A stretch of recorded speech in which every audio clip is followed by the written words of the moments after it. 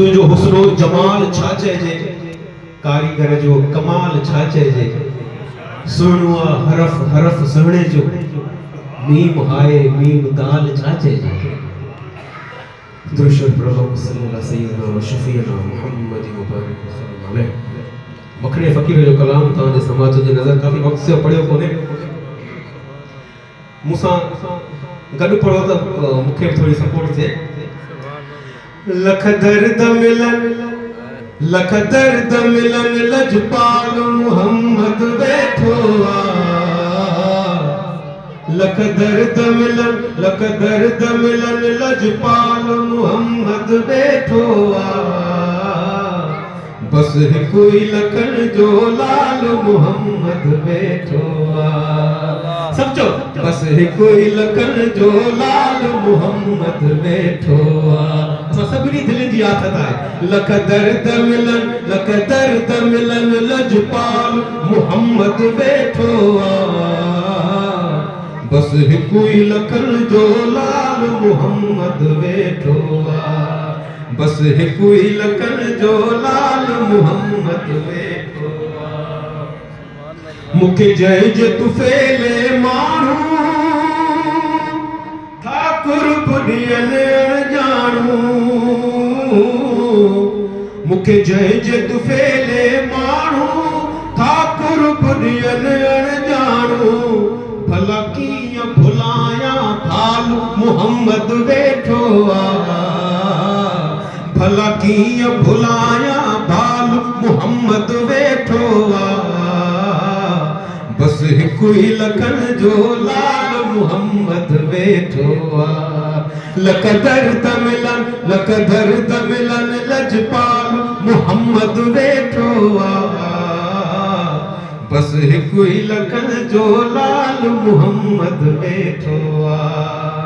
उनको घुर्जे मिल्कियत नाणो, हुजे राज़ी शलह कुराणो, नकी घुर्जे मिल्कियत नाणो, हुजे राज़ी शलह कुराणो, मुझी मिल्कियत ऐं ज़रमाल मुहम्मद वेठो आ, मुझी मिल्कियत ऐं ज़रमाल मुहम्मद वेठो आ, बस हिकु ई लखन जो लाल मुहम्मद वेठो आ। लख दर्द मिलन लजपाल मुहम्मद वेठो आ, बस हिकु ई लखन जो लाल मुहम्मद वेठो आ, बस हिकु ई लखन जो लाल मुहम्मद वेठो आ। मुलाए अणकुट खोड़ खजानो, आ इमाम हुसैन जो नानो, मुलाए अणकुट खोड़ खजानो, आ इमाम हुसैन जो नानो, गंजनी दड़वा गंजवाल मुहम्मद वेठो आ, बस हिकु ई लखन जो लाल मुहम्मद वेठो आ। लख दर्द मिलन लजपाल मुहम्मद वेठो आ, बस हिकु ई लखन जो लाल मुहम्मद वेठो आ।